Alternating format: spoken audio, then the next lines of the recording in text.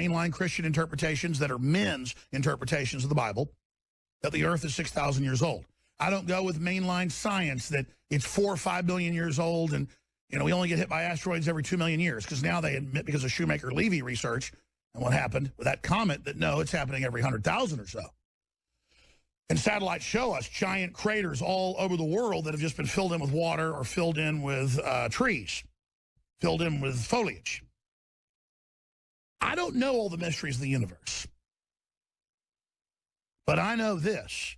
The ring of fire from the Pacific Ocean all the way around from Asia to the tip of Chile has triggered everywhere in the last decade but key plates off California. Now, the sun's cooled off. That affects our climate. Is that doing it?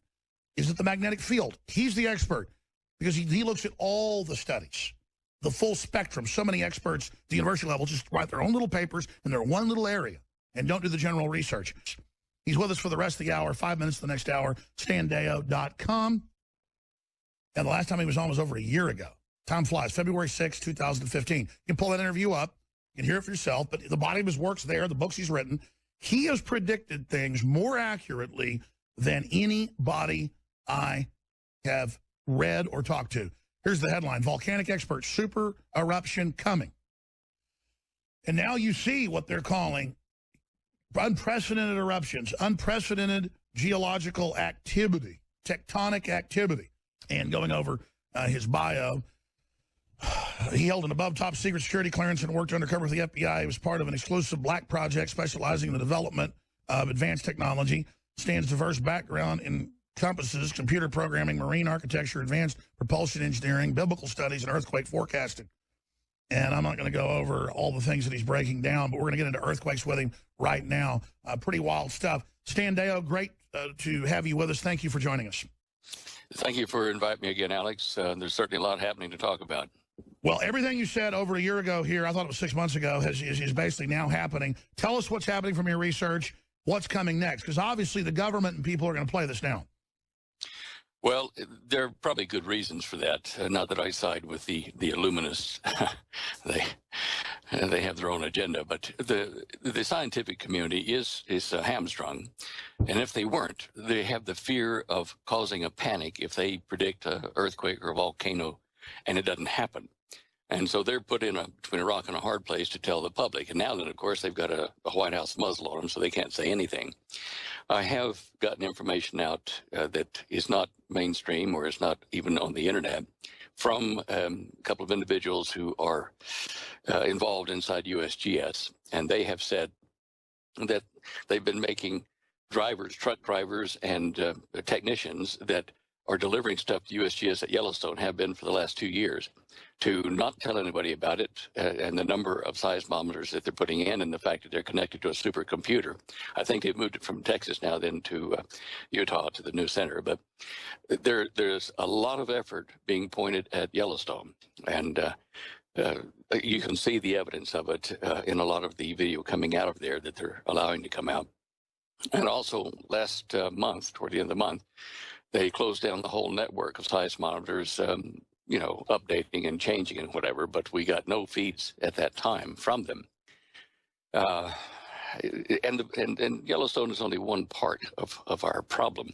There are other volcanoes around the planet that are starting to erupt. Even North Korea has asked us, the United States, for help with one that's about to erupt there, a big one. And the earthquakes, well, now, you know, in the last, 7, 8 days, we've seen a number of earthquakes. I'm just looking at it here on my map, which I sent to your producer. You can put it up. It shows the earthquakes over the last 2 weeks that are above a Richter 5.5. And you can see in that on the western side of the Pacific, the second row right image, if you want to click on that there. That's the one. Yeah, click on that. There you go. Now, the size of the circle indicates the magnitude. And over Japan, which is right over here on the left side of the Ring of Fire, you can see that they had not only a 6.3, but a 7.2 and a bunch of aftershocks in that area. And over in Ecuador, you can see they had a series of 7.9, a bunch of aftershocks. And in Guatemala, and near Central America there, and over off the coast of Australia up in Vanuatu. All around the Ring of Fire, but North America didn't get hit. Yeah, now that's the issue. I heard you talking about that before we went to the break. Now, the problem with this is that it's not only California, it's the whole West Coast that hasn't released. And we know that up near Oregon and Washington, in the Juan de Fuca plate, that little kind of reddish area outlined there have been major releases of stresses that have been building up along the Ring of Fire, where these little red lines are here on the image I've got. Those are the edges of the tectonic plates. But scientists all over the world have noticed that there's a big gap in the northern hemisphere part of the Pacific Rim plate that is not releasing the seismic tension that's building up. And that is north of California. The bottom part of it comes down to the northern part of California in the Juan de Fuca plate. It is building up, and so that when it releases, it might release as much as a 9.2 Richter earthquake. Now, where it is situated, it would cause flooding down in California coast. It would cause tsunamis that would hit over into Japan. It would force a local tsunami to go maybe 160 miles up into Oregon through river valleys and things. It's a very precipitous situation, and that could then trigger the numerous faults that run parallel to the San Andreas plus the San Andreas and start breaking California up into islands. So I can understand why no one comes out and officially says this, because it would impact the economy of the United States and the world, for that matter, very negatively if the panic started. But they have been doing the right thing and saying, well, U.S. is saying, well, in the next 30 to 50 years, there's a 10% chance, or maybe a bit more, of a Richter 8 to 9 earthquake striking the northwest United States coastline. And they're trying to tell the people that think and look ahead, maybe you better do that. Maybe you better get prepared and get out of there, or at least be able to weather something like coming. Sure, but you've been saying this for years, but now it's come out that a lot of top seismologists and volcanologists are afraid of having their funding cut. They're being told, don't panic the public. Plus, if, thank God, it doesn't happen, then they, quote, get discredited. But we saw the tsunami in Japan. We've seen the tsunamis before that kill hundreds of thousands in Asia. I mean, we're due for this. And a lot of seismologists, as you know, are saying they think it's a lot closer and is basically imminent. From your research and your sources, is it imminent? Is it 10 years off? What's really happening? When you say imminent, do you mean this year? I don't know. There are certainly peculiar signals I'm getting in the research I've been doing. If you go back to my show images page, second row middle image, and click on that, you can see the first one I've published on the internet here in a number of years, where I've been trying to find a way to predict the big earthquakes a day, 2-3 days before they happen. And we see seismic forecast Japan, beta test version. I know that's when George Norrie has you on a lot. You have been accurate, I'd say, about 80% of the time. It's pretty scary. Yeah, and that was when I had access to the naval data at Monterey, California. When they changed over the programs and the satellites and everything, they didn't do that report to the public anymore. And that's what scares me, is they're shutting all the data down. Well, probably with good intent, because I'm a wild card. I'm not financed by anybody but me and the good Lord. And, I'll say what I think, and I'll report what I see. And so if they let me use official naval data and explain how I was doing it and predict massive quakes, if I predicted this massive quake somewhere, it would be the same as them saying it, and they don't want to panic. They've got their own agenda for timing and release of the information. So I can understand. I'm not mad, but I found another place to get some of the information I used to use from the Navy. If you look at this image I got up there, that seismic forecast thing, you see that yellow circle around. Okay, well, now you can see that there's kind of green and pink, signals over the southern island of Japan. That's where we had those two big earthquakes on the outside of that circle, and it's moving upward on the islands of Japan. So there's more coming. And all right, we got a long 18-minute segment coming up. We're going to come back, give you the floor to really break down the numbers and where the most dangerous places in the world are, where you believe the next big ones are coming. But it doesn't matter if it's in northern Europe. It doesn't matter where it is. Russia, Oklahoma, there's just earthquakes everywhere. There are maps put out by universities showing power-generating nuclear reactors around the world. There's really about 600 of them, 400 plus that are used for industrial use or powering cities. Of course, there's a lot of other classified ones as well. I mean, the University of Texas has a old shutdown atomic reactor. I'm not a nuclear physicist, but I mean, they admit it's there. The smokestack down there in UT, it goes down to it. It's a steam stack. And they got another, one of the biggest research reactors in the world is at the J.J. Pickle Center. And I tell people that and get emails saying, there's not reactors in Austin. You're making that up. You can go to UT's website and take a look, see it. And by the way, we're on the Balcones fault line. There are 5 different extinct or dormant volcanoes that are the hills of Austin. In South Austin, about 2 miles from where I sit. It looks like a Star Trek episode or something. It's beautiful, amazing. At a state park over there that's a volcano caldera that the park's in. And so I have some selfish questions for Stan Deyo in a moment about, we're seeing a lot of stuff happen. We're seeing a lot of things with the fault lines that are in the middle of the country. But I want to ask the question, why do they seem to build the reactors on fault lines?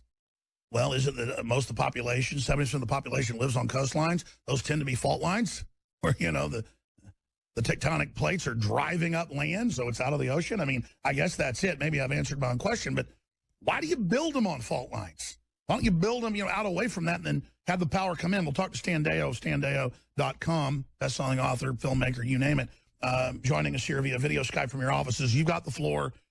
It's hard for me not to jump in here, but just give us your presentation, where you think this is going, what's going to happen, and what you were breaking down before we went to break. Okay, let's address a couple of things. First of all, Fukushima is on that image I had your producer pull up there, the second row for the second image. And I'll be addressing that. Now, this image shows 2 yellow circles. The one on the bottom left over Japan shows a circle around areas that have little green and red flashes or hot spots that I found when I used the method I used to determine earthquakes in advance. Now, in that circle, there's kind of a dark area from the left side of the circle over to the right between these 2 colored areas, and that's seabed. That's ocean. And that island has been split up there by an old fault. Now, when they say in Kyushu that they're thinking the island may be split in half, there's good reason for that, because that colored discoloration line goes through Kyushu, which is outside the circle there in the lower left, and goes right on up into the circle area. So I suspect that we will see more disastrous splitting of Kyushu over the next couple of years. In fact, over the next 6 to 7 years, I think we're going to see great increases in earthquake and volcanic activity. Now go up that picture to the second yellow circle, and the top part of it is over a brightly colored area of all kinds of colors, and that's at Fukushima. Now, I don't know whether I'm seeing a massive quake building there as part of an aftershock to the 2011 Richter 9, or whether I'm seeing leakages of heat from the Fukushima situation, because in that yellow circle at the top of Japan there, or say in the middle, you see a large black area surrounded by little colorful rainbow things around the edge of it. And out in the ocean, you see 2 more of those that are smaller. And I'm wondering if what I'm seeing there is anomalous heating from the Fukushima reactor water dumping into the Pacific there. Now, that's enough on that. What I want to get back to is your statement about the why they build the reactors where they do on the fault lines. One of the things that's, necessary with a nuclear reactor is you've got to cool the rods to get the heat energy, to get steam, to produce power. And so you need to have a flow of low temperature, clean water coming past and through your reactor. So they build them close to streams. Okay. The streams form in areas and depressions, basically, where there are fractures in the Earth's crust underneath, little fault lines. Now, when you do that, of course, it's darned if you do, darned if you don't. When you cool a reactor, that's good. But when you're sitting near a fault line, that's bad. So they weighed, the cost to the environment of, chemical fuels and, hydrocarbons and things versus doing it this way and solving it later. I don't know how they're going to solve the problem, getting rid of all the nuclear waste, but that's that issue. Now, something that people may not, in fact, I'm pretty sure aren't aware of, is there are new papers in physics, 2 or 3 of them coming out now, which are making the universe a lot younger. Not saying 6,000 years, but I'm saying a lot younger than we thought in terms of 15 billion years. And it's a simple thing. In physics, if you have like sound and you speak in the air, and that sound will travel at 1,100 feet per second, and air is kind of light, you know, not very dense. But if you take that same sound and put it through solid bar of nickel, it'll travel at 5 times that speed, at 5,500 feet per second, roughly. Now, it says that the more dense the medium that carries the wave is, the faster the wave goes. Now, the Big Bang, remember how they're all talking about Hawking's and the rest of it? In the beginning, there was this little bitty tiny space in the middle of nothing, which was where all the universe was stored. And then there was, boom, the Big Bang, and it expanded out. Well, think about this. It was so incredibly dense. It was at least 30 million times, maybe more dense than it is now. It was going a lot faster at the beginning, so things are slowing down. And so when you date the universe and you date rocks and things by radiometric methods, which depend on the speed of light being constant, they're all up the chute. You have to use an exponential curve and apply that to your figures. So I'm going to say I'm one of those nuts that agree with the Bible scholars saying, 6,000 years. Well, they're talking about from the Garden of Eden. No, not for the whole age of the earth. But the earth, I'd say, is probably less than 50,000 years, maybe even less than that. Well, Stan, let me just say this. I mean, I'm a Christian myself. I disagree with some of the Bible scholars' interpretation on things and then making a big fight with science when so much of the Bible is proven by science. But mainline science, who isn't even debating us on this with Shoemaker Levy in the comments, they now admit, okay, we're not getting hit every few million years by big asteroids. We're getting hit every 50,000, 100,000, 200,000. They can now see the craters all over the earth. It's mainline science, you're right, is now admitting that because of the way that they're dating things, because it was moving faster at the beginning. I mean, that's mainline science, you're right. Mainline supercomputers are now finding dark matter outside dimension that's much more energetic than even ours, saying we may be a side dimension, not actually, let's say, the most energy dominant. There's an outside energy field holding everything together. Top scientists say it's like we're a simulation in the mind of God. And so a lot of atheists, top mathematicians and others are actually getting religion, and genetic engineers are getting religion as they look into things and see how designed it is. This didn't just come together like a Swiss watch out in the desert, as a lot of Christians point out. So I hear what you're saying. Clearly, they go, when you go to the Grand Canyon, they'll have a geologist go, over 1 billion years, the water cut through here. Well, I'm no hydrologist, but I live in Austin, Texas, where they admit that the canyons and things are formed because of underground rivers on the fault lines that are in Austin from the earthquakes. They even admit that there, and that exactly that's what forms a lot of these cliffs and streams. Isn't millions of years of the stream. There's a crack in the ground, underground rivers. That's what's cutting through, is the underground rivers and the seismic activity. But the thing is, real scientists admit that, but when they tell the public, they tell you it's 4 or 5 billion years. That's why the Grand Canyon did this. They're actually pushing an agenda when they actually, you talk to anybody, they go, no, evolution's not like they teach. Yeah, the earth isn't like they teach. They've been teaching this. It looks like a lie on purpose. Do you agree with that? And what's the agenda? Well, I agree with that. And the agenda is, I think it is a massive deception of the people of the world to make them think there's a gradualism, to everything, and it takes millions of years. And, obviously the biblical tales couldn't be true because, it had took billions of years for man and Neanderthal and all this Homo sapiens and all the derivative things. So therefore, they don't want you to look at the history of Earth in the form of what's called catastrophism. Catastrophic things happen. And I'm telling you and your listeners here, Alex, believe me today, that the Garden of Eden was only back about 6,000 years. I found it. The Atlantis, I have found that. That was back only about 5,000 years. I know where it is today and how big it is, and I even found where the capital island is. Well, Plato, they found almost everything Plato wrote about 2,300 years ago. He was a mainline historian. Yep. And he said it existed.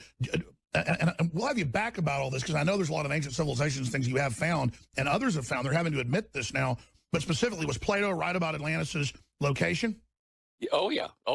What was incorrect was what the translators or the people that read the translations of Jowett, how they read where the pillars of Hercules were, because what they all talk about the pillars of Hercules being where the gateway to Atlantis. And the Masons are obsessed with the two pillars. And who are? Oh, Masons, yeah, right, they are. Boaz and Joachim.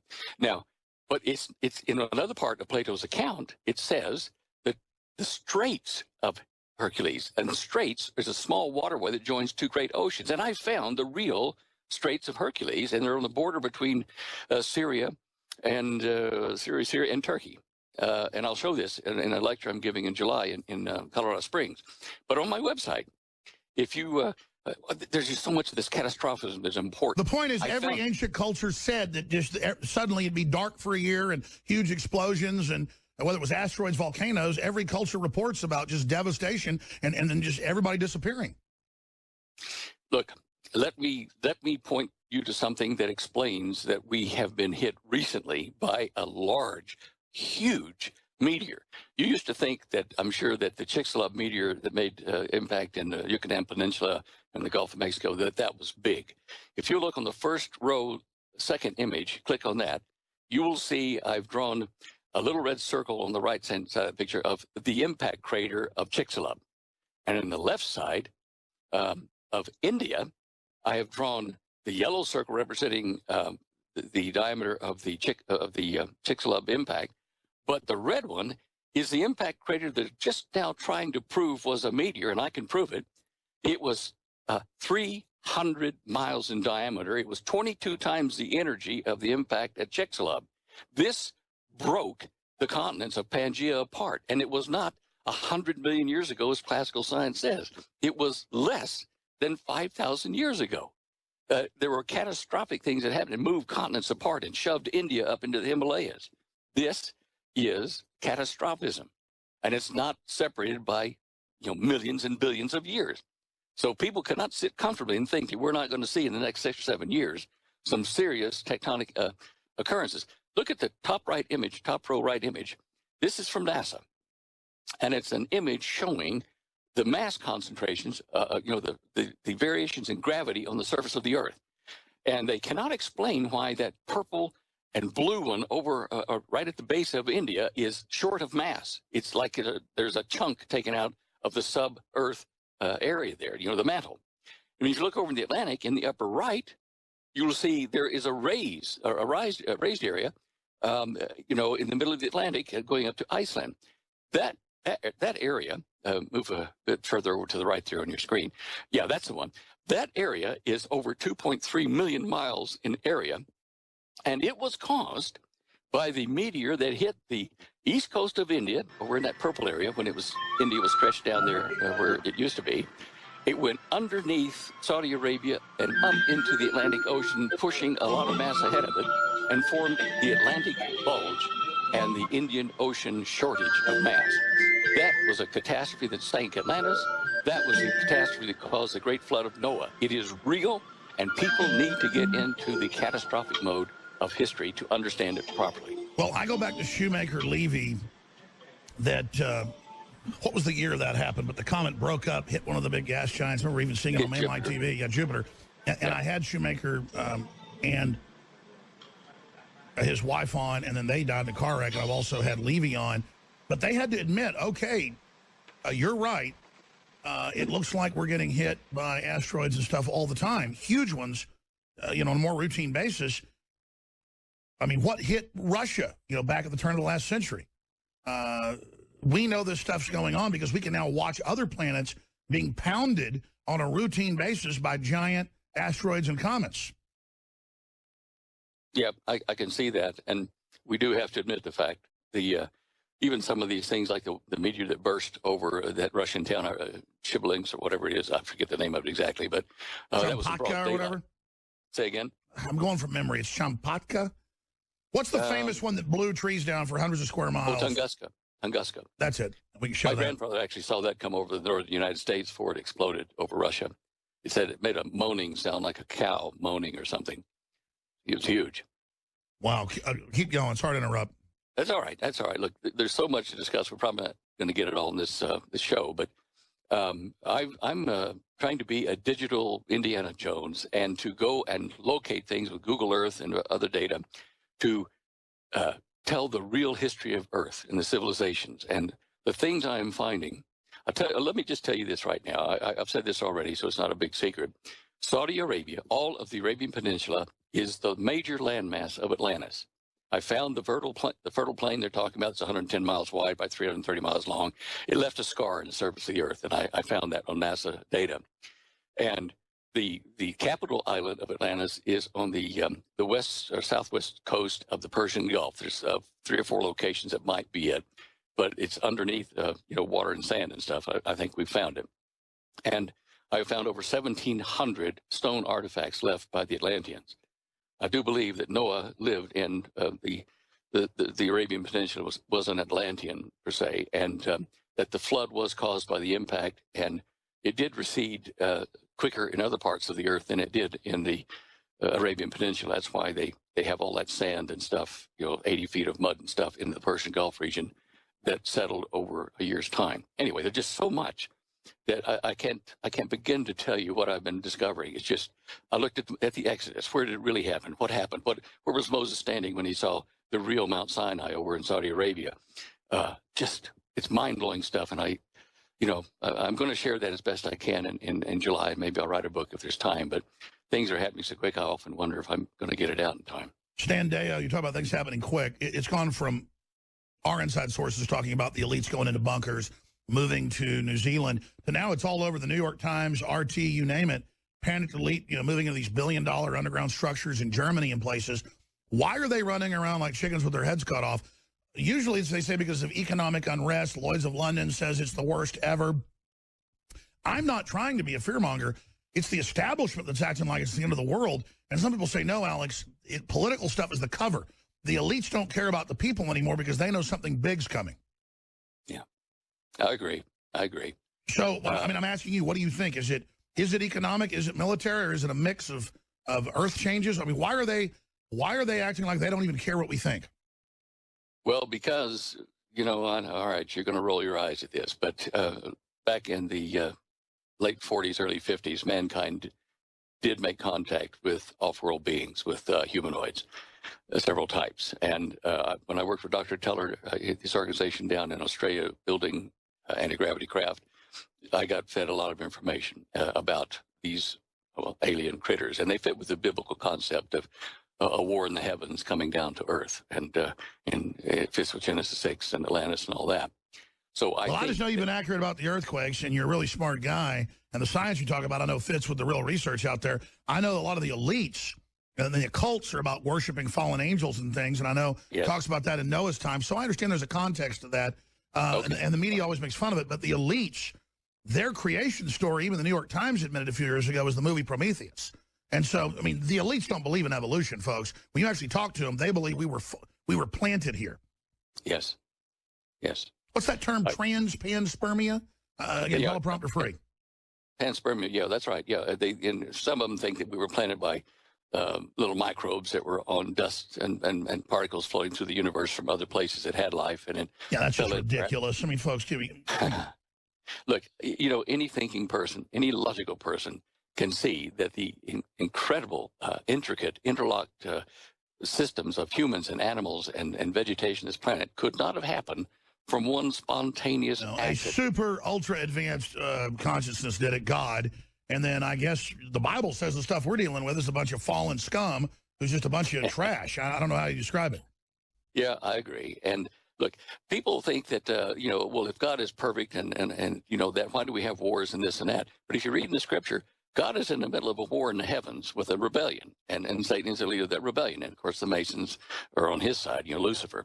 And when you have two warring factions, if God, who is, the creator of all the factions, says, look, I'm going to kill everything on the earth with a flood, and yet some survive, some giants and bits and pieces over in the Americas, whatever survive, they say, well, that can't be right because God's not perfect. But God is in the middle of a war with Satan, who is so intelligent that he was the covering guard over the throne of God. So we're dealing with a war here of immense proportions off the planet and now on the planet. And I don't know any other way to say that.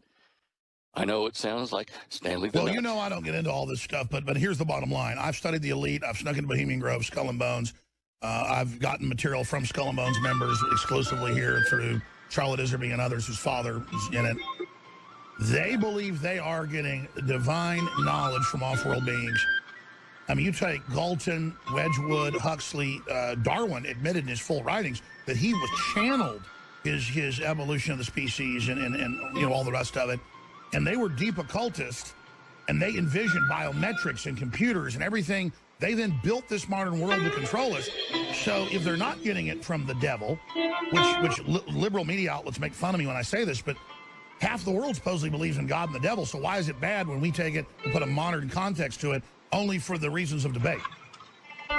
It's not bad. I mean, goodness gracious. I mean, we can't continue like we have been for generations where we just blindly accept what some guy, his interpretation of history is. I mean, you know that whoever survives the battles writes the history and is colored by their input, their psyche. Now we have to wake up. We have the internet. We have an increase in knowledge, like the Bible said, that is immense. Use that knowledge, study, to see what the truth is. When do you, just looking at all the maps, I know it's dead reckoning, but you've been proven really accurate. When do you think the big one's coming, and what's the most dangerous area on the West Coast? Most dangerous area, I believe, is the Juan de Fuca area, and I expect that any tick of the clock, but primarily when you have a full moon or a new moon, when the gravitational stresses on the surface of the planet are the greatest. Jim Berglund, you know, his theory about that I do agree with, and we're approaching that tomorrow. Not that I'm saying the great one's coming tomorrow, but the stresses are building, so watch for full moons and new moon periods. A day or so either side for the triggering of the great ones, and that occurs twice a month. So, what about the Midwest, and what about places like Austin? What about the fault lines here? A lot of stuff's becoming active again. Well, yeah, and I think that formation there that runs across Texas was probably partly a result of the Chicxulub meteor impact down in the Gulf, at the Yucatan Peninsula. So when the fault lines of the world start to shake, and I think it's because the core of the planet is heating up, and there's a lot more we need to study. I just encourage people to do that and not to watch too much TV.